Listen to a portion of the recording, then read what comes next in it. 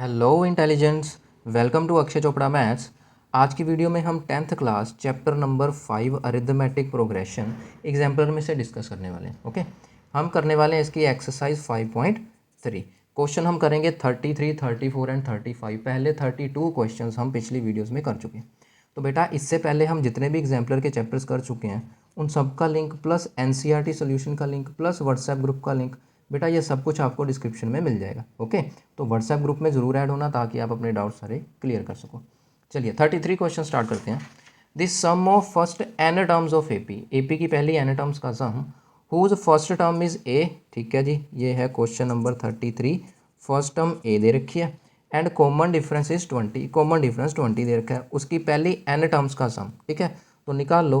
पहली n terms का सम क्या होगा बेटा, n/2 2a plus N minus one into D. ठीक है, यही फॉर्मूला होगा। ए और डी की वैल्यू गिवन है, एस एन निकाल लो। तो n/2 ये रहा S N, 2 multiply A plus N we don't know minus one into D is 20। Okay, so Sn will be equals to n upon 2 16 plus 20 n minus 20. Okay, तो Sn will be equals to n upon 2 16 minus 20 is minus 4, तो 20 n minus 4। ठीक है जी, हम 2 common out कर लेते हैं। n/2 multiply 2 अंदर रह जाएगा 10n माइनस 2। ओके, 2 कॉमन कर लिए ना ताकि ये 2 कैंसिल आउट हो जाए। ठीक है, वैसे तो एक 2 और कॉमन आ सकता है, लेकिन चलो आपकी इच्छा, जैसे मर्जी कर लो। तो n into 10n minus 2। Okay, ये है इक्वेशन नंबर फर्स्ट। इसने क्या बोला है कि sum of first n terms of A P whose first term is 8, common difference is 20 is equal to. अब ये जो एस एन है ये किसके इक्वल है, सम ऑफ फर्स्ट 2n टर्म्स, पहली 2n टर्म्स के सम के बराबर है किस ए पी की, जिसकी फर्स्ट टर्म है -30 और कॉमन डिफरेंस है 8। ओके, जिसकी फर्स्ट टर्म है -30 और कॉमन डिफरेंस है 8। तो सेकंड केस में फर्स्ट टर्म -30 है और कॉमन डिफरेंस 8 है। इसकी 2n टर्म्स के सम के बराबर है। ठीक है, सम ऑफ फर्स्ट 2n टर्म्स के बराबर है। तो यानी कि अब हम क्या करेंगे, इसकी S2n फाइंड करेंगे और दोनों को इक्वल कर देंगे। वहाँ से हमें क्या मिल जाएगा, वहाँ से हमें अपना n मिल जाएगा जो भी अपने को फाइंड आउट करना है। ठीक है, अच्छा क्वेश्चन है बेटा। अब देखो यहाँ पे n है, जब यहाँ पे n है तो हर जगह n आ रहा है, तो इसी वजह से यहाँ पे जब 2n है तो हर जगह 2n आएगा, तो इट विल बी 2n/2। ठीक है, 2a plus 2n minus one into D. बात को समझ गए, फॉर्मूला चेंज हो गया ना फिर। तो ये तो 2 कैंसिल हो गया, n 2 multiply A is -30 plus 2n minus one into D की वैल्यू इज़ 8। तो ये S2n किसके इक्वल होएगा, n टाइम्स -60 प्लस 2 8 ज़ार 16n minus 8। Okay, so this n will be equals to 16n minus 68। ये कितना आ गया बेटा, S2n की वैल्यू आ गई। This is equation number 2। अब उसने क्या बोला है कि ये n टर्म्स का सम और ये 2n टर्म्स का सम क्या है, इक्वल है। ठीक है, ये इक्वल है, तो अकॉर्डिंग टू क्वेश्चन इनको इक्वल करेंगे। Sn इक्वल्स टू S2n, ये क्या है बेटा, गिवन है। ठीक है, तो उसके अकॉर्डिंग देखते हैं क्या बनता है। Sn is n times 10n minus 2, n times, आप 2 भी कॉमन कर लो, मैं इसमें 2 कॉमन कर रहा हूँ। चलो पहले लिख देता हूँ, n times 10n minus 2 is equals to n times, ये क्या है, 16n minus 68। This is equals to 16n minus 68। Getting my point. Okay, अब देखना ये बेटा n से n तो कट जाएगा। ठीक है, अब यहाँ से 2 कॉमन कर लो, it will be 5n minus 1। यहाँ से भी 2 कॉमन कर लो, it will be 8n minus 34। ठीक है, तो ये 2 भी कैंसिल आउट हो जाएगा, छोटा हो गया थोड़ा। तो 5n minus 1 equals to 8n minus 34। ठीक है, अब ये 5n को राइट साइड पे ले जाओ और 34 को लेफ्ट साइड पे ले जाओ, तो ये बन जाएगा 34 minus 1 is 8 minus 5। Getting my point. तो 33 will be equals to 3n, तो यहाँ से n की वैल्यू सिंपली क्या आ जाएगी, 33/3 विच इज़ 11। ठीक है, तो n की वैल्यू क्या आ गई बेटा, 11, और यही n अपने को फाइंड आउट करना था। ठीक है, बिल्कुल इजी, बिल्कुल सिंपल क्वेश्चन है। उसने बोला था कि पहली n टर्म्स का सम और पहली 2n टर्म्स का सम सेम है, तो हमने दोनों की वैल्यू फाइंड करके उनको इक्वल कर दिया, बस आगे तो कैलकुलेशन है, आंसर अपने आप आ गया। ठीक है, चलिए आगे बढ़ते हैं नेक्स्ट क्वेश्चन की तरफ।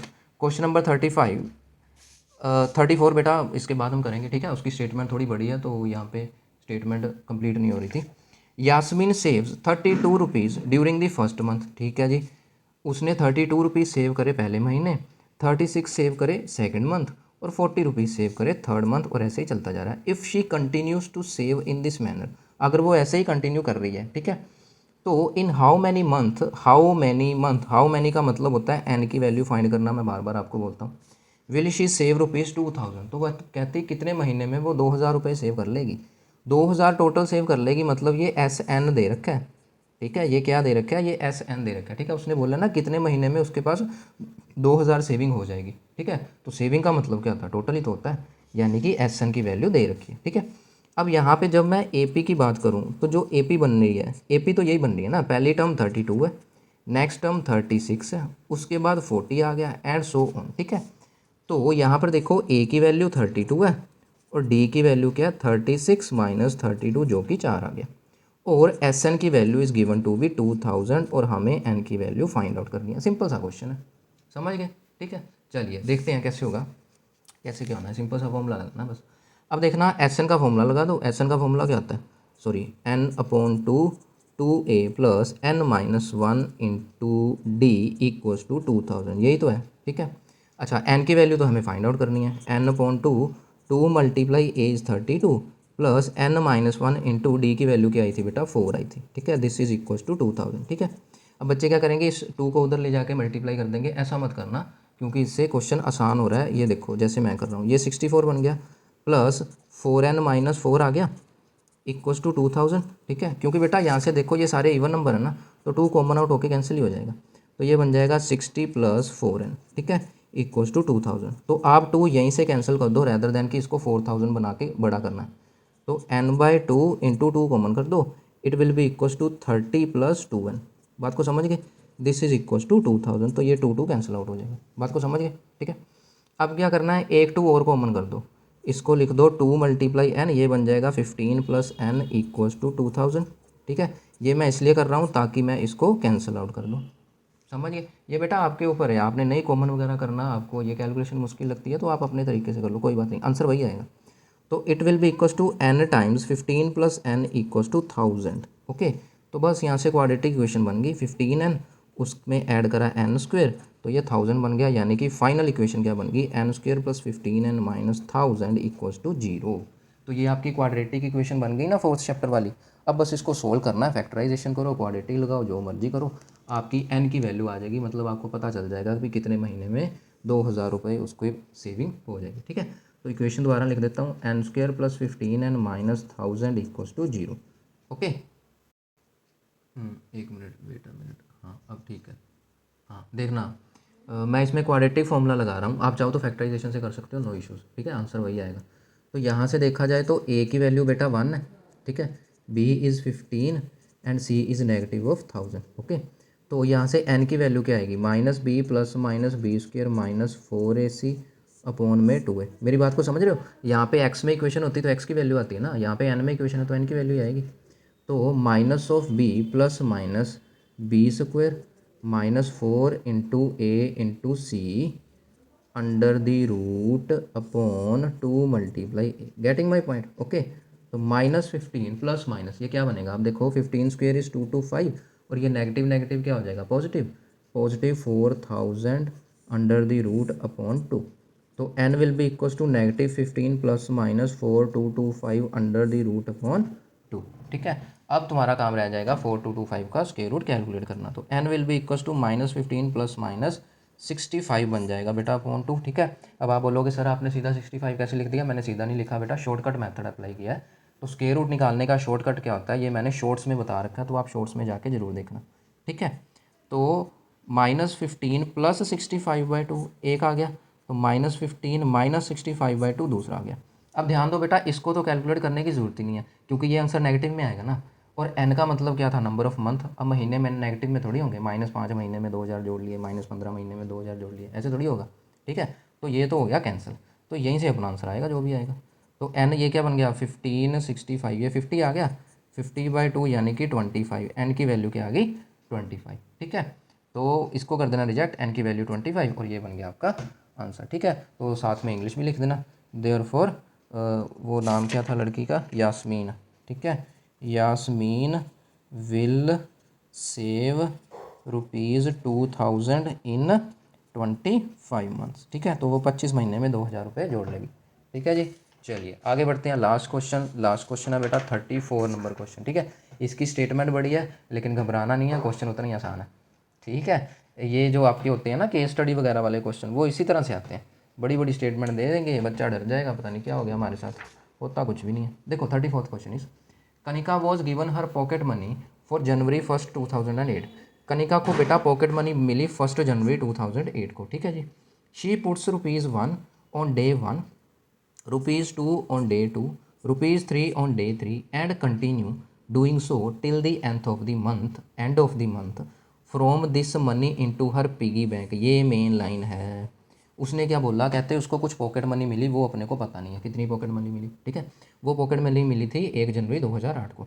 उसने क्या करा, उस पॉकेट मनी में से, ये देखो, फ्रॉम दिस पॉकेट मनी, उस पॉकेट मनी से इनटू हर पिगी बैंक, अपने पिगी बैंक में पैसे डालने शुरू कर दिए। मेरी बात को समझिए। उसने क्या करा, इसी पॉकेट मनी से अपने पिगी बैंक में पैसे डालने शुरू कर दिए। किस अकॉर्डिंग पैसे डालने शुरू किए, पहले दिन उसने ₹1 डाला पिगी बैंक में, दूसरे दिन उसने ₹2 डाले पिगी बैंक में, तीसरे दिन उसने ₹3 डाले पिगी बैंक में, एंड कंटिन्यू, और ऐसा चलता गया कब तक, till the end of the month, महीने के लास्ट तक, ठीक है। पहले दिन ₹1, दूसरे दिन ₹2, तीसरे दिन ₹3, चौथे दिन ₹4, पाँचवें दिन ₹5, ठीक है। तो इसी तरह से अगर हम बढ़ते चले जाएंगे तो एक एपी ना बन जाएगी अपनी। पहले दिन ₹1, दूसरे दिन ₹2, तीसरे दिन ₹3, चौथे दिन ₹4, ₹5, और till the end of the month, महीने के लास्ट तक, ठीक है। तो महीने का लास्ट क्या होगा, 31। बच्चे इसमें गलती करते हैं बेटा, क्योंकि जनरली हम एक महीने को 30 डेज़ में कंसीडर करते हैं, बच्चे यहाँ 30 लिखाते हैं और क्वेश्चन पूरा ही गलत हो जाता है, कैलकुलेशन ठीक होती है। क्योंकि बेटा यहाँ पे महीना मैटर करता है ना, कौन सा मंथ है बेटा, 1 जनवरी, ठीक है। जनवरी का मंथ तो 31 डेज़ का होता है, और उसने बोला कि till the end of the month, महीने के लास्ट तक वो सेव करी जा रही है, यानी कि 31 डेज़ तक चलेंगे हम, 30 डेज़ तक नहीं चलेंगे। मेरी बात को समझ गए। अगर उसने यहाँ पे मान लो फेबररी मेंशन किया होता तो 28 डेज़ होता, ठीक है। और फेबररी में भी अगर लीप ईयर होता तो यहाँ पे 29 तक लिखते हैं। मेरी बात को समझ गए। यही सबसे बड़ा गलती होने का पॉइंट होता है, जो बच्चे को पता नहीं चलता और वो गलती कराता है, ठीक है। जैसे ये लीप ईयर है कि नहीं 2008, यहाँ पे फेब लिखा होता तो 29 तक होता, नॉन लीप ईयर में फेब लिखा होता तो 28 होता, 30 डेज़ वाला मंथ है तो यहाँ पे 30 लिखते, ये 31 डेज़ वाला मंथ है तो 31 तक एपी गई है। बात को समझ गए, यही मेन पॉइंट है इधर, यही मेन पॉइंट है। चलिए आगे बढ़ते हैं। अच्छा, अब अपनी पॉकेट मनी से वो पिगी बैंक में पैसे डाल रही है, ठीक है। She also spend ₹2004 of her pocket money. उसने अपनी पॉकेट मनी से ₹204 खर्च भी कर दिए। ये तो सेविंग कर दी ना पिगी बैंक में, ₹204 उसने खर्च भी कर दिए। एंड फाउंड दैट, क्या पाया उसने, at the end of the month, क्या पाया at the end of the month, कि शी स्टिल हैज़ ₹100, कि उसके पास स्टिल मतलब अभी भी, कि उसके पास अभी भी ₹100 थे उसकी जेब में। मेरी बात को समझ गए। उसने क्या करा, कोई उसको पॉकेट मनी मिली, वो इस एपी के अकॉर्डिंग अपने पैसे सेव कर रही है, और उसके बाद उसने ₹204 खर्च भी कर दिए, लेकिन फिर भी महीने के एंड में उसने देखा कि उसकी पॉकेट में अभी भी ₹100 बचे हुए हैं। तो how much was her pocket money in the month. तो शुरू में उसकी पॉकेट मनी बताओ। क्वेश्चन समझ आ गया। सबसे बड़ी यहाँ पे बात है स्टेटमेंट समझने की। क्वेश्चन तो 2 मिनट का काम है, 2 मिनट का मतलब 2 मिनट का काम है, ठीक है। अच्छा, अब ये एपी बन गई, हमें पॉकेट मनी चाहिए। Let pocket money, let pocket money equals to ₹X। Pocket money ₹X है, ठीक है। हमें नहीं पता कितनी पॉकेट मनी। अब बेटा उस पॉकेट, देखो पॉकेट मनी हम रिलेशन कैसे बनाएंगे, पहले तो इनको ऐड करो, सबका सम निकालो। क्यों, क्योंकि उसने पिगी बैंक में पहले दिन ₹1 डाले, दूसरे दिन ₹2 डाले, तीसरे दिन ₹3 जमा किए, चौथे दिन ₹4 जमा किए। तो पूरे इन सबको हम प्लस करेंगे तो पूरे महीने की सेविंग उसकी निकल आएगी ना पिगी बैंक में। मेरी बात को समझ गए, ठीक है। तो अगर मैं इनका प्लस करना चाहूँ, ऐसे करके प्लस करना चाहूँ, तो ये क्या हो गया, सम ऑफ एपी नहीं हो गया। तो ये क्या है, एस एन का फॉर्मूला मैं यहाँ लगाऊंगा n/2a+l, ना कि पिछले वाला। क्यों, क्योंकि मेरे पास फर्स्ट टर्म है, लास्ट टर्म भी है, ठीक है। तो ये 31 दिनों का महीना है तो S31 निकाल लेंगे। ये बनेगा 31/2, 1 + 31, समझ गए। तो इट विल बी 31/2 इंटू 32, जो कि आ जाएगा 16। और ये जो S31 है that comes out to be, ये क्या बन जाएगा, 16 1 ज़ार 16, ठीक है, 1 कैरी, 16 3 ज़ार 48 और 149 496 रुपीज़। मतलब उसने एक महीने में ₹496 जोड़ लिए, जमा कर लिए, ठीक है, सेविंग कर ली 496 रुपीज़, ठीक है। ऑल्सो ऑल्सो शी स्पेंट कितने, ₹204, ठीक है, इन द मंथ। मंथ में उसने ₹204 खर्च भी करे, लेकिन स्टिल उसके पास ₹100 बचे हुए थे। तो बेटा अगर मैं सेविंग में से ये जो जोड़े हुए पैसे हैं ये भी माइनस कर दूं, और जो उसने खर्च कर दिए ये भी माइनस कर दूं, वही तो ₹100 है ना। मेरी बात को समझ रहे हो? पॉकेट मनी में से उसने पैसे निकाल निकाल के 496 रुपीज़ जमा कर लिए, 204 रुपीज़ खर्च भी कर दिए और फिर भी 100 रुपये बचे हैं। यानी टोटल पॉकेट मनी से सेविंग भी माइनस कर देंगे हम, उसके एक्सपेंडिचर भी माइनस कर देंगे हम, तभी तो 100 रुपये बचे। मेरी बात को समझ गए? ठीक है, दोनों चीज़ें माइनस करेंगे तभी तो 100 रुपीज़ बचे। अगर ये चीज़ समझ आ गई, बस आगे तो कैलकुलेशन है, एक्स की वैल्यू आ गई, इसमें क्या। ठीक है, समझ गए? तो ये क्या बन जाएगा, 6 4 10, 1 कैरी, 9 और 1 10, 1 कैरी, 4 2 6 और 1 7। ओके, तो एक्स की वैल्यू क्या आ गई बेटा, 100 + 700 यानी कि 800। तो उसकी जो पॉकेट मनी थी वो कितनी थी, 800। ठीक है, therefore Kanika's Kanika's pocket money Kanika's pocket money कितनी थी बेटा, 800 रुपये थी। कितनी थी, 800 रुपये। बस बात खत्म। ठीक है, मेन इस बात को समझना बेटा, ये उसकी पॉकेट मनी थी ना, पॉकेट मनी में से उसकी सेविंग वाले भी निकल गए, फिर जो उसने खर्च किए वो भी निकल गए, और तब भी 100 रुपये बचे हुए। तो यही तो इक्वेशन बनेगी। बस ये इक्वेशन समझ आ गई तो क्वेश्चन कंप्लीट। ओके स्टूडेंट्स, तो ये थी आपकी exercise 5.3 which is completed now. तो नेक्स्ट वीडियो में हम मिलेंगे एक्सरसाइज 5.4 के साथ। Till then goodbye and take care.